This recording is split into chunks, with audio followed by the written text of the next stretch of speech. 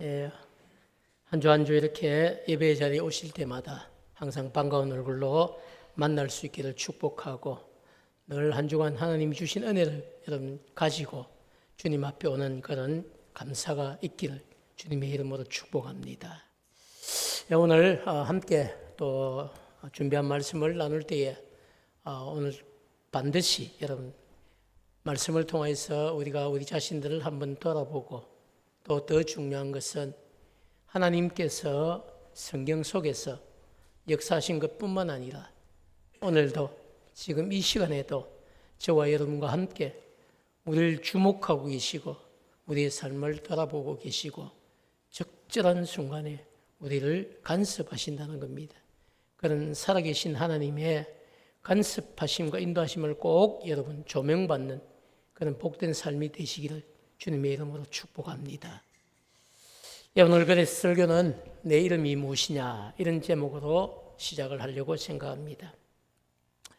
오늘 설교를 시작하면서 여러분 예수님께서 하나님께서 야곱에게 내 이름이 무엇이냐 이렇게 물으시거든요. 그런데 야곱이 자신의 이름이 야곱이다 이렇게 이야기를 합니다. 그런데 하나님께서 이제 더 이상 내 이름을 야곱이라 하지 말고 이스라엘이라 하라고 하시는 이런 본문을 중심으로 왜 그렇게 하나님께서 야곱의 이름을 이스라엘로 바꾸어 주셨는지 그런 이야기를 오늘 조금 함께 전하려고 생각합니다. 그래서 오늘 집중하시면 말씀을 통해서 반드시 깨닫는 은혜가 있을 줄 믿습니다. 오늘은 여러분 야곱의 생애 가운데서 야곱이 자신의 형님인 에서를 지금 만나기 전에 있었던 상황, 그런 사건들을 전개하고 소개해 나가고 있는데요. 이런 사건들을 중심으로 하나님께서 야곱의 생애에 어떻게 개입하셨는지 그것을 오늘 나누면서 역시 우리 하나님은 그때 하나님이나 지금 하나님이나 변함없으신 하나님이라는 사실을 꼭 깨닫는 그런 분명한 은혜가 오늘도 저에게도 여러분에게도 다시 한번 새겨지는 그런 분명한 역사가 있기를 주님의 이름으로 축복합니다. 야곱은 여러분 아버지 이삭과 어머니 리브가와 함께 살다가 집을 떠나게 됩니다. 가나안 땅이죠. 그렇게 살던 가나안 땅을 떠나서 삼촌 라반의 집으로 가서 그곳에서 20년이라는 세월을 보내면서 삼촌의 두 딸이었던 레아 그리고 라헬과 결혼을 하게 됩니다. 두 여인을 아내로 맞이하게 되고요. 또 두 여인의 몸종이었던 빌하와 실바라고 하는 이 여인들까지도 아내로 맞이하게 됩니다.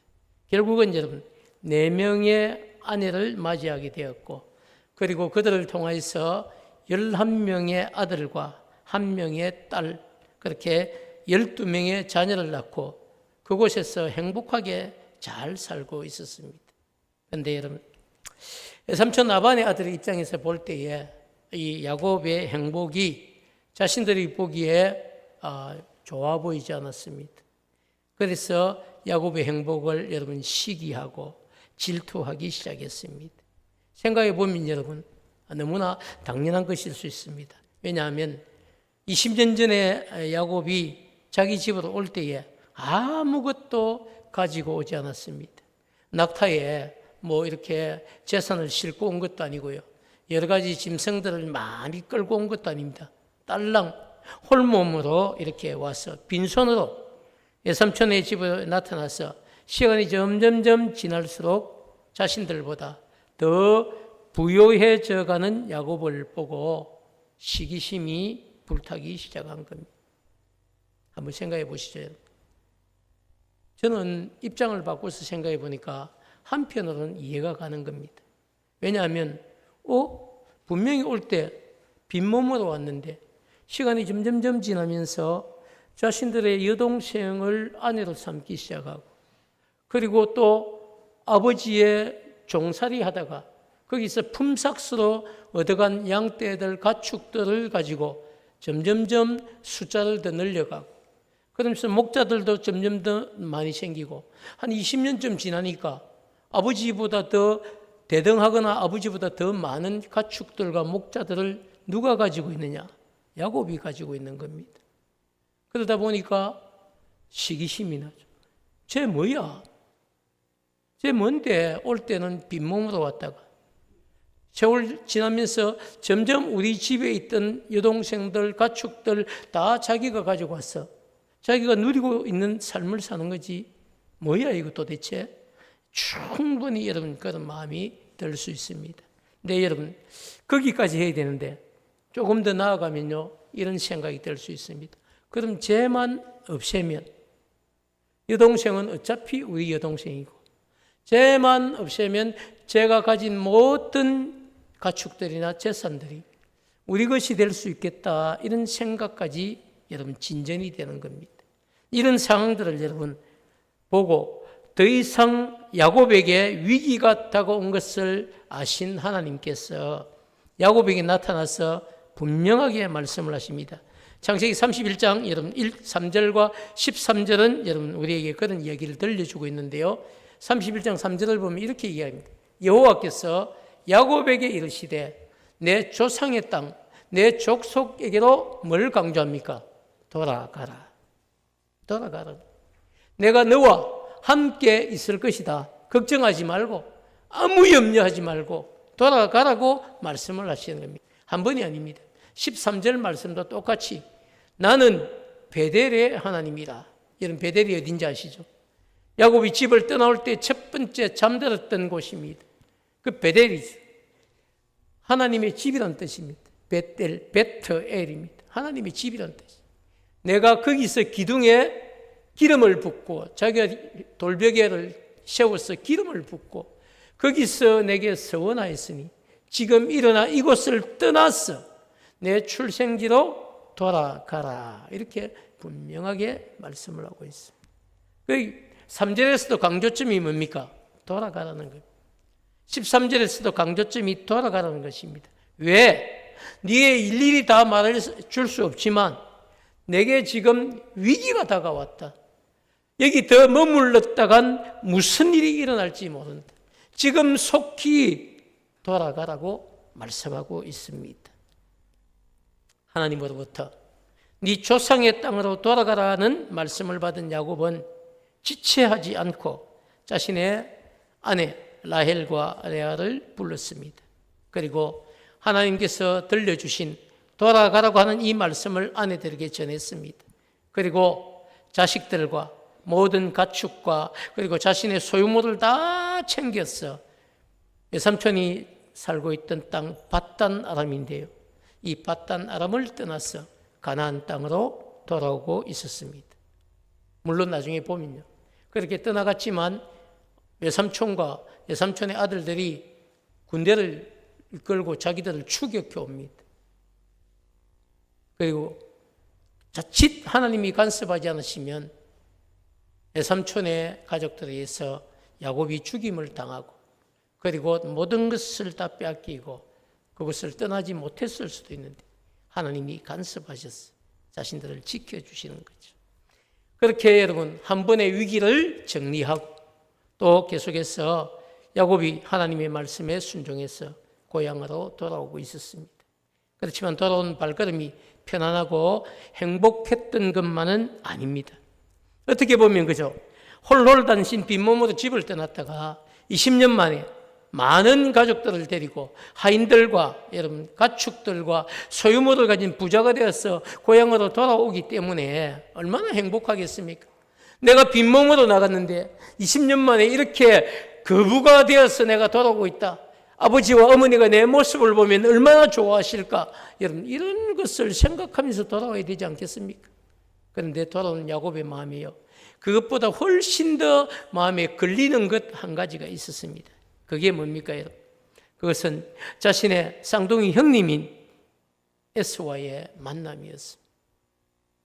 형 에서는요, 성정이 급한 사람입니다. 성정이 급한 사람이고, 그리고 하나님을 의지하지 않고 칼을 의지하고 살던 사람입니다. 그런데 여러분, 왜 걸렸습니까? 20년 전에 떠날 때에 그 형님을 속여서 장자의 권리를 자신이 다 빼앗아 가지고 떠난 기억이 자신을 짓누릅니다. 20년이 지났지만 계속해서 그것이 마음에 걸리는 것이 돌아오면서 형님이 성격이 급한데, 형님은 칼을 쓰는 자인데, 형님이 나를 맞이해서 어떻게 맞이할 것인지, 보는 그 순간 나를 죽일 것인지, 나만 죽이는 건 괜찮은데 혹시라도 내 아내와 내 자녀들까지 다 죽이는 것은 아닌지, 그런 여러분 알 수 없는 부담감이 계속해서 야곱의 마음을 짓누르고 있었어요. 그래서 돌아오는 걸음이 편치 않았어요. 그렇지만 야곱은 그냥 있을 수가 없습니다. 그래서 형님이 어디 사는지를 알거든요. 세일 땅입니다. 이 세일 땅 에돔들에 살고 있는 형님에게로 자기보다 먼저 앞서서 하인들에게 형님에게 줄 예물을 가지고 가게 했습니다. 창세기 여러분 32장 3절에서 5절 말씀, 그런 내용을 우리에게 보여주고 있는데요. 보면 야곱이 세일 땅 에돔들에 있는 형 에스에게로 자기보다 앞서 사자들을 보내며, 자기의 목자들이죠, 그들에게 명령하여 이르되 너희는 내 주 에스에게 이같이 말하라. 주의 종 야곱이 이같이 말하기를 내가 라반과 함께 거류하며 지금까지 머물러 있었사오며 내게 소와 나귀와 양떼와 노비가 있으므로 사람을 보내어 내 주께 알리고 내 주께 이것을 드려서 은혜 받기를 원하나이다. 이런 지금 내용을 우리에게 소개해 주고 있습니다. 결국 여러분 무슨 말입니까? 형을 만나기 전에, 그죠? 예물을 형에게 드려서 형의 상한 마음이나 또 형의 나를 죽이려고 혹시 생각한다면 그 마음을 좀 누그러뜨려야 되겠다 생각하고 먼저 예물을 드린 겁니다. 성경은 여러분 예물이라고 이야기하지만 사람들은 이것을 뭐라고 이야기합니까? 뇌물입니다. 뇌물. 먼저 이것을 보내서 형의 마음을 바꾸겠다는 겁니다. 형이 이것을 받고, 그래서 여러분 성경을 보면요, 이 가지고 보낸 예물이 적지 않습니다. 제가 성경을 찾아보니까 한 가축 다 숫자가 약 550마리 정도 됩니다. 이 550마리가 되는, 눈으로 봐도 어마어마한 5마리, 10마리가 아닙니다. 550마리가 되는 이런 이 예물을 먼저 하인들에게 붙여서 형에게 보내고, 쳐다만 봐도 엄청나죠. 그래서 형의 이게 뭐냐? 우리 주인이 형님에게 드리는 것입니다. 그래서 형의 마음을 누그러뜨리려고 그렇게 여러분 지혜를 짠 거죠. 사랑하는 여러분, 그리고 형을 만나고 온 하인들이 야곱에게 달려와서 전한 소식입니다. 형님이, 형 에서가 지금 자기 집에 있는 목자들이죠. 평소에는 여러분 목자인데요, 전쟁이 일어나면 이 사람들이 뭐가 됩니까? 군사가 되는 겁니다.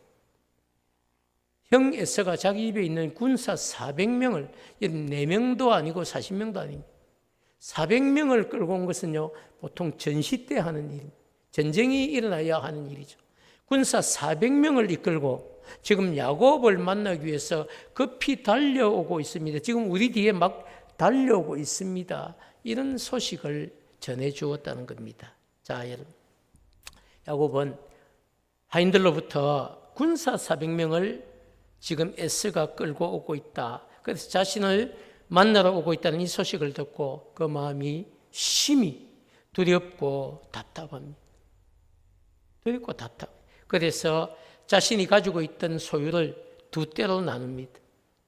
그래서 절반은 앞에 형을 맞이하기 위해서, 또 절반은 뒤쪽에, 혹시라도 형이 앞쪽에 무조건 사람을 죽이고 자신을 죽이려고 할 때는 뒤에 있는 것들을, 아내와 가족과 자식들, 그리고 반으로 나누은 반대를 여러분 다 도피시키기 위해서 뒤로 돌려보내고요. 앞에는 또 형에게 그 마음을 사로잡기 위해서 반대를 두고, 그렇게 지금 인간으로서 할 수 있는 방법은 다 해놓고 그리고 기다리고 있는 거죠. 32장 20절을 보면 어떻게 대비를 했는지 우리에게 알려주고 있는데요. 또 너희는 말하기를 주의 종 야곱이 우리 뒤에 있다 하라 하니, 이는 야곱이 말하기를 내가 내 앞에 보내는 예물로 형의 감정을 푼 후에 대면하면 형이 혹시 나를 죽이지 않고 나를 받아주리라 함이었더라. 그런 계획을 세우고 있었다는 겁니다. 야곱은 자신이 할 수 있는 모든 방법을 다 모색했어. 준비한 후에 두 아내와 두 여종과 11명의 아들과 그리고 딸을 인도하여 야복나루를 건너게 했습니다. 그리고 자신의 모든 소유도 접어난 반은 건너게 한 겁니다. 그리고 자신의 소유를 여러분 두 때로 나누고 예물로 먼저 형의 감정을 푼 후에 대면하기를 원했습니다. 근데 이것만 한 것이 아닙니다. 물론 이걸 보면 야곱이 인간적으로 얼마나 여러분 이렇게 지혜가 있는지를 보여주죠. 그런데 그게 다가 아닙니다. 사람은 여러분 그렇게만 살 수가 없는 겁니다. 야곱 믿음의 사람 아닙니까? 그래도 여러분 야곱이 그런 뒤에 자신에게 주신 하나님의 약속을 붙들고 기도하기 시작했다. 이 사실도 우리에게 알려주고 있습니다. 32장 12절인데요. 32장 12절을 보면 주께서 말씀하시기를 내가 반드시 내게 은혜를 베풀어 내 씨로 바다에 셀 수 없는 모래와 같이 많게 하리라. 누구에게 주신 약속입니까? 이건 아브라함 때부터 주신 약속. 아브라함 때만 주신 것이 아니라 이삭에게도 주었고요. 그뿐 아니라 야곱에게도 이 말씀을 주신 겁니다. 내가 네 조상 아브라함과 이삭에게 준 것 같이 너에게도 너의 씨가 바닷가에 셀 수 없는 모래와 같이 너의 후손들을 많게 해주겠다고 약속을 하신 겁니다. 그래서 죽음 앞에, 죽음의 어떤 위기 앞에서 지금 형님이 달려오고 있는데 이건 뭘 더 할 수 있겠습니까? 가축을 반으로 나누고 자식들을 아내와 자식들을 뒤로 넘겨놨다고 그 뭐 안심이 되겠습니까? 그건 인간적으로 할 수 있는 방법을 해놓은 것이지. 그 이후에 진짜 붙들고 기도하기 시작했던 것은 여러분 야곱의 처절한 기도. 이 처절한 기도가 있었다는 사실을 여러분 잊으면 안 됩니다. 야곱은 여러분 홀로 남았어. 어떤 사람과 날이 새도록 씨름을 하기 시작했다. 야곱이 기도하고 있는데요. 어떤 사람이 나타난 겁니다. 그리고 씨름이 시작된 겁니다. 그런데 그 사람이 야곱을 넘어뜨리지를 못하는 겁니다. 야곱도 물론 이기진 않았습니다. 야곱은 끝까지 그 사람의 다리를 붙들고 넘어지지 않으려고 애를 썼습니다. 하도 귀찮게 안 놓으니까 그래서 그 사람이 야곱의 허벅지 관절을 탁 친 겁니다. 그리고 야곱의 허벅지 관절이 어긋났다. 이건 부러졌다는 뜻입니다. 부러졌습니다. 그래서 야곱은 허벅지 관절이 부러지면 얼마나 여러분 통증이 크겠습니까? 놓을 것도 같은데요. 그 상황에서도 야곱이 허벅지 관절을 놓지 않았습니다. 허벅지 꼭 붙들고 그 사람을 붙들고 있은 것이죠. 그래서 그 사람이 놓으라고 이야기를 합니다. 그런데 여러분, 당신이 나에게 축복하지 아니하면 나는 놓을 수가 없습니다. 그렇게 여러분 이야기합니다. 당신이 나에게 축복하지 않으면 난 당신 놓지 못합니다. 절대로 놓지 않겠습니다. 이런 이야기예요. 그러니까 그 사람이 묻죠. 네 이름이 무엇이냐? 묻습니다. 그래서 야곱이 그 사람에게 제 이름은 야곱입니다. 이렇게 대답을 하죠. 야곱의 여러분 대답을 들은 그 사람은 야곱에게 이렇게 말씀합니다. 다시는 너의 이름을 야곱이라 부르지 말고 이스라엘이라 불러라. 이렇게 말씀을 하십니다. 그러면서 여러분 충격적인 사실 한 가지를 우리에게 들려주시는데요. 32장 28절을 먼저 한번 읽겠습니다. 그가 이르되 내 이름을 다시는 야곱이라 부를 것이 아니요 이스라엘이라 부를 것이니 이는 내가 누구와 하나님과 및 사람들과 겨루어서 어떻게 되었다? 이겼습니다. 야곱이 이긴 건 아니에요. 근데 야곱이 끝까지 붙들고 놓지 않았습니다. 그걸 여러분 하나님은 뭐라고 하십니까? 네가 하나님과 및 사람들과 겨루어 이겼습니다. 이렇게 말씀을 합니다. 자, 여러분. 야곱이 허벅지 관절을 친 사람이 여러분 누구라고요? 스스로 말씀하죠. 네가 하나님과 및 사람들과 겨루어 이겼습니다.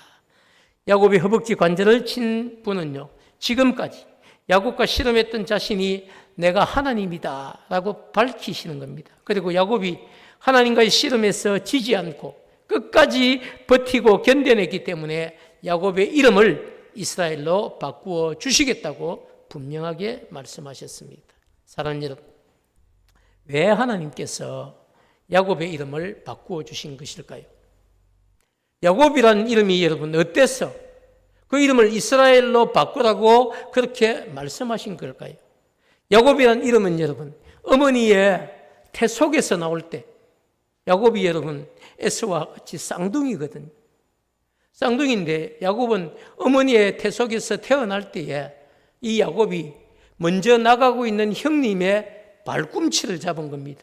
뭐 하려고? 형님의 발꿈치를 땡기고 누가 먼저 나가려고? 자기가 먼저 나가려고. 배 속에서부터 그런 쟁탈전을 벌인 사람이 누굽니까? 야곱입니다. 그래서 발꿈치를 잡고 형보다 먼저 나오려고 했다. 이런 데서 시작된 이름이 야곱입니다. 그래서 어머니 태 속에서부터 여러분 그는 빼앗는 자였어요. 형의 자리를 빼앗기 위해서 자신도 모르는 그 여러분 태 속에서부터 형의 발꿈치를 잡고 발목을 잡은 거죠. 발목을 잡고 형을 땡기고 자기가 먼저 나오려고 했지만 형이 먼저 나왔고 그래서 형의 발꿈치를 붙잡고 연이어서 이렇게 따라 나온 겁니다. 이게 여러분 야곱이에요. 자, 그래서 여러분 야곱이라는 이름은 속이는 자 그리고 빼앗는 자 이런 부정적인 의미의 이름이었습니다. 그런데 여러분 야복 나루에서 이런 하나님과의 씨름이 있기까지 야곱의 인생도 그랬습니다. 야곱의 인생도 여러분 집을 떠나기 전에는 형님을 속여서 형에게 장자의 명분을 빼앗았고요. 그리고 집을 떠나서는 어떻게 됐습니까? 외삼촌 라반에게 품삯을 계산할 때에 10번이나 외삼촌에게 속습니다. 형님 한 번 속이고 밖에 나가서 외삼촌에게는 10번이나 속임을 당하는 거예요. 여러분 성경이 그것을 기록하고 결국 야곱의 생애를 보면요. 속이고 속임을 당하고 또 빼앗고 뺏기는 이런 삶을 살았던 것이 야곱의 생애다. 사랑하는 여러분, 그런데 이스라엘은 다릅니다. 이스라엘이라는 이름은요, 싸우다라고 하는 이스라엘 이러니까 이도 무슨 의미가 있다 생각하는데 이는 그냥 전치사나 접속사 같은 거예요. 근데 스라엘은 다릅니다. 스라는요, 싸우다라고 하는 용어고요, 단어고. 그리고 엘은 하나님의 이름입니다. 그래서 합성어죠. 스라와 엘이 붙은 건데요. 뜻이 뭐냐면 하나님과 더불어 뭐 했다는 겁니까? 싸웠다. 이런 뜻도 있고요. 또 더 좋은 의미는 하나님께서 그를 위해서 싸우신다. 이런 뜻입니다. 그래서 지금까지는 누가 싸웠습니까? 지금까지는 여러분 야곱이 스스로 자신이 싸운 거예요. 처절하게 살아온 겁니다. 살기 위해서, 가지기 위해서. 그렇게 살아온 게 여러분 야곱의 삶이었어요. 그런데 야복강가에서 하나님을 만나고 난 뒤에는 하나님이 말씀하십니다. 이제부터는 네가 싸우지 않고 내가 너를 위해서 싸워주겠다. 이런 그 이름이 뭡니까? 그게 스라엘입니다. 그래서 긍정적인 의미의 이름을 가진 것이죠. 사랑하는 여러분, 저는 오늘 이 본문이 너무너무 중요하다고 생각합니다. 왜 중요합니까? 야곱의 삶은요, 자기 자신의 꾀를 의지하며 살아가는 삶이었습니다. 그래서 야곱은 여러분, 집을 떠난 20년뿐만 아니라 그 전에도 집에 있을 때도 그리고 진짜 이 야복 나루에서 하나님을 생명의 위협을 가지고 기도하면서 하나님을 만나기 전까지는요, 자신의 꾀를 의지하고 자신의 삶을 살아갔던 사람이 바로 누굽니까? 그게 야곱이었어요. 근데 이스라엘은요, 하나님의 도우심을 힘입고 하나님께서 주신 은혜 안에서 승리하는 삶을 살아가는 삶이 바로 이스라엘의 삶입니다. 좀 더 여러분 시야를 조금 더 넓혀서 생각해 보면요, 야곱은 자기 중심적인 삶을 사는 인생을 살아온 사람이었지만 이스라엘은 하나님 중심적인 삶을 살아가야 할 사람을 이스라엘이다. 이렇게 우리가 볼 수가 있습니다. 사랑하는 여러분, 그런 의미에서 우리가 보면요, 성도의 삶도 마찬가지입니다. 두 가지로 이렇게 나눌 수가 있습니다. 첫 번째 삶은 뭡니까? 야곱과 같은 삶입니다. 그리고 두 번째 삶은 이스라엘과 같은 삶이죠. 우리는 여러분 함께 오늘 예배드린 이 자리에 있지만 어떤 사람은 여전히 하나님의 백성이라고 생각하는데 야곱과 같은 삶을 삽니다. 그리고 어떤 사람은 이스라엘과 같은 삶을 살죠. 은혜를 받았는데 여러분, 은혜를 받은 우리는 여러분 누구와 같은 삶을 살아야 됩니까? 이스라엘과 같은 삶을 당연히 살아야 되겠죠. 그럼에도 불구하고 여전히 우리는 야곱과 같은 삶을 사는 안타까운 사람들이 있다는 사실. 여러분, 하나님을 만났지 않습니까? 하나님의 자녀가 되었지 않습니까? 주님의 백성이 되었지 않습니까? 그럼에도 불구하고 왜 아둥바둥 여러분 뺏고 빼앗기고 속고 속이는 그 삶을 버리지 못합니까? 왜 모든 인생의 삶을 내가 내 스스로 다 책임져야 된다고 생각하는 그런 여러분 안타까운 삶을 살아가려고 하십니까? 하나님이 여러분을 대신해서 싸워주시는 삶, 하나님이 여러분의 인생을 책임져 주시는 삶, 그래서 궁극적으로 승리를 우리에게 주시는 삶이 누굽니까? 그게 여러분 이스라엘과 같은 삶입니다. 저는 여러분에게 그런 삶이 있기를 축복합니다. 사랑하는 여러분, 야곱은 야복 나루에서 씨름을 통해서 허벅지 관절이 부러졌습니다. 육신적으로는 여러분 이 씨름을 통해서 야곱이 뭐가 된 겁니까? 다리를 저는 장애인이 된 겁니다. 씨름 전에는 여러분 괜찮았어요. 하나님과 씨름을 통해서 야곱의 다리가 한쪽을 절게 되었어요. 그렇지만 영적으로는 하나님의 도우심을 구하면서 살아가게 되었습니다. 32장 여러분 31절 말씀을 보면요 이렇게 이야기합니다. 그가 버니엘을 지날 때에 해가 돋았고 그의 허벅다리와 말미암아 절었더라. 확실히 다리를 절게 되었다는 사실을 이야기합니다. 버니엘이 됩니까? 이게 야복나루예요. 원래 야복나루에서 씨름을 했는데요. 그런데 이 야복나루를 여러분 야곱이 지명을 바꾸어 버립니다. 버니엘은요 하나님의 얼굴이라는 뜻입니다. 내가 야복나루에서 누구를 만났다는 겁니까? 하나님의 얼굴을 보았다. 그런데도 내가 죽지 않고 어떻게 됐다? 살았다는 겁니다. 구약의 사람들은요 자신들이 하나님을 보거나 천사를 보면 어떻게 된다? 죽는다고 생각을 했어요. 그런데도 불구하고 죽지 않고 살았습니다. 내가 하나님의 얼굴을 보았는데 죽지 않고 살았다는 겁니다. 그래서 그 장소를 버니엘로 바꾸고 그리고 그곳을 지나올 때 마침 아침 해가 돋았습니다. 결국 밤새도록 멀렸다는 겁니까? 씨름했다는 거예요. 그리고 결과가 뭡니까? 이름 하나 바뀐 겁니다. 그리고 얻게 된 건 다리 절게 된 것이죠. 아무것도 인간적으로 보면 얻은 것 없는 것 같습니다. 인간적으로 보면 다리 한쪽만 잃어버린 겁니다. 다리를 질질 끌고 다녀야 되니까. 얼마나 여러분 안타깝습니까? 그런데 여러분 놀라운 사실은요. 그렇게 밤이 맞도록 씨름을 하고 하나님과 씨름을 하고 난 뒤에 아침을 맞았는데요. 그 아침 해가 뜨고 난 뒤에 누가 달려왔습니까? 자신의 형님 에서가 혼자 온 게 아닙니다. 400명의 군사들을 이끌고 말을 타고 달려온 겁니다. 여러분. 그리고 형이 어떻게 반응을 했습니까? 감사하게도요. 형님이 야곱을 위협하거나 칼을 가지고 와서 그의 목을 베지 않았어요. 공격을 딱 야곱을 보니까 어떻습니까?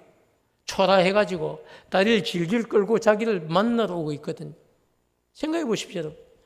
여기 뭐 그만하고 이랬으면 어쩔지 몰랐는데 보니까 20년 만에 보는데 재산은 좀 많이 있는 것 같은데 하인들도 많이 있는 것 같은데 그런데 여러분 다리를 질질 끌고 자기를 만나러 오고 있습니다.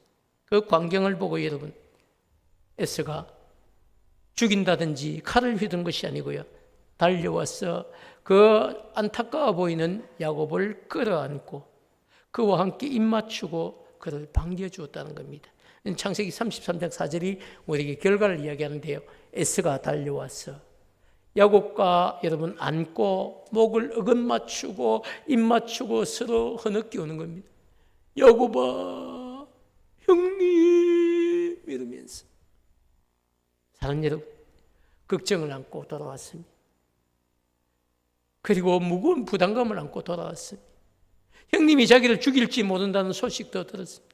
400명의 군대를 끌고 온다는 것을 듣고 마지막으로 할 수 있는 방법이 뭡니까? 하나님께 자신의 이 두려움을 막아달라고, 형님의 칼날을 막아달라고 그렇게 씨름하던 중에 자신이 얻게 된 것은 다리 환도뼈를 쳐서 다리를 질질 끌게 된 장애인이 된 것처럼 보입니다. 그러나 여러분, 하나님은 그런 가운데서 은혜를 베푸시고 형 에서의 칼날이 아니라 그가 달려와서 그를 끌어안고 정말로 동생을 불쌍히 여기는 마음에서 흐느껴 우는 이런 광경을 우리에게 성경은 소개하고 있습니다. 사랑하는 여러분, 이제 저는 오늘 말씀을 정리하려고 생각합니다. 하나님은 야곱에게 갈등과 위기가 여러분 찾아온 것을 아시고 다시 야곱을 자기 아버지 이삭이 있는 고향 땅으로 돌려보냈습니다. 그리고 고향 땅으로 돌아오는 길에 가장 부담스러웠던 존재였던 자신의 형님 에서의 마음까지도 다 돌려주셨습니다. 그뿐 아니라 지금까지 어디를 가든지 속이고 속임을 당하면서 살아왔던 이 야곱의 삶을 다시 이스라엘의 삶으로 바꾸어 주셨습니다. 사랑하는 여러분, 생각해 보면 야곱은 여러분 아브라함과 비교할 때에 믿음이 좋았던 족장 아니었습니다. 이삭과 비교해 보았을 때 순종할 줄도 몰랐던 여러분 족장이었어요. 믿음의 족상도 아니었고요, 순종의 조상도 아니었습니다. 야곱은 사실 이렇게 자랑할 만한 게 없습니다. 그런데 어떻습니까? 그럼에도 불구하고 여러분, 하나님은 아브라함이나 이삭에게 택한 백성을 대표하는 이 이스라엘이라고 하는 국호를 여러분 주지 않았습니다. 야곱에게 그 이름을 주신 거예요. 저는 그것이 은혜라고 생각합니다. 야곱은 여러분 야복강가에서 정말 제대로 하나님을 만나기 전에 자신의 목적을 위해서 속이고 속임당하면서 살던 사람이었어요. 그러나 야복나라에서 하나님을 제대로 만나고 난 뒤에는요, 하나님의 목적을 위해서, 하나님의 뜻을 위해서 자신의 삶을 고민하고 드리는 그런 복된 삶을 선택하는 사람으로 바뀐 것입니다. 사랑하는 여러분, 지금 여러분이 어떤 이름으로 살아가고 있습니까? 여러분의 이름은 누굽니까? 여러분은 어떤 이름을 가지고 세상 가운데서 살아가고 계십니까? 야곱처럼 속이고 속는 삶을 살아가고 있지는 않습니까? 인간적으로 막 발부둥 치면서 여러분이 뭔가를 해내려고 그렇게 여러분 바둥바둥 살아가고 있지는 않습니까? 여러분, 저와 여러분은 너무 감사하게도요, 그리스도인이라고 하는 이름을 얻었습니다. 우리의 이름은 여러분, 더 이상 제 이름은, 세상이 볼 때 제 이름은 김광수입니다. 그래서 제가 누구에게 소개할 때는 강수 생각에 김광수 목사입니다, 이렇게 소개를 해요. 잊지 말라고. 그런데 여러분, 그 이름은 그냥 세상이 보는 우리 이름이고요, 하나님이 우리를 보셨을 때 우리의 이름은 어디에 있습니까? 그리스도인. 우리 옆 사람에게 한번 이렇게 말해 줬으면 좋겠어요. 당신은 그리스도인입니다. 네. 당신은 그리스도인입니다. 더 이상 여러분의 이름은 땡땡땡이 아니고요, 여러분의 이름은 그리스도인입니다. 왜 그리스도인입니까, 여러분? 하나님께서 우리에게 주신 이름이 바로 그리스도인이죠. 우리가 예수님을 우리의 마음속에 영접하기 전에는 우리 모두는 여러분 아담으로부터 내려온 원죄를 가진 죄인입니다. 뿐만 아니라 원죄 이러니까 너무 어렵죠. 그리고 그게 나하고 무슨 상관이 있나 이런 생각이 들지도 모릅니다. 태어나서 지금까지 우리는 마음으로 수없이 많은 죄를 지었습니다. 뿐만 아니라 눈으로 보는 죄, 손으로 짓는 죄, 발로 짓는 죄뿐 아니라 여러분 우리가 지은 죄는 헤아릴 수 없습니다. 수없이 많은 죄를 지었습니다. 어떻게 이름 해결할 수 있습니까? 지금은 우리가 정말 주님을 모신 그리스도인이 되었기 때문에 주님의 보혈로 우리의 죄는 다 씻어졌고, 우리가 여러분 이 땅의 생을 끝나고 주님 앞에 선다고, 그 심판의 자리에 선다고 해도 우리는 걱정할 필요가 없습니다. 왜냐하면 예수의 보혈이 우리의 죄를 다 씻었고 주님이 마지막 그 순간에 우리의 보정이 되어 주실 것이기 때문입니다. 사랑하는 여러분, 그렇기 때문에 이제 우리는 욕심과 욕망을 따라가는 여러분 땡땡땡이 아니고 죄인이 아니고 여러분 하나님의 기쁨과 하나님의 영광을 위해 살아가야만 한 거룩한 백성인 그리스도인이 되었다는 사실을 선포합니다. 저와 여러분은 그리스도인입니다. 자, 여러분 한번 고백할까요? 나는 그리스도인입니다. 거기 한 번 더 고백하겠습니다. 시작. 나는 그리스도인입니다. 아멘. 그렇죠, 여러분. 이런 정체성을 가지는 것이 중요합니다. 세상에 살아가지만 여러분은 땡땡땡이 아니고 여러분은 예수의 피로 구원받고 하나님의 자녀가 된 그리스도인이라고 하는 이름이 있습니다. 2024년 새해를 출발하면서 여러분 그런 그리스도인이라고 하는 이 이름에 걸맞는 삶을 살아갈 수 있는 복된 선택이 항상 여러분의 선택이 되기를 주님의 이름으로 축복합니다.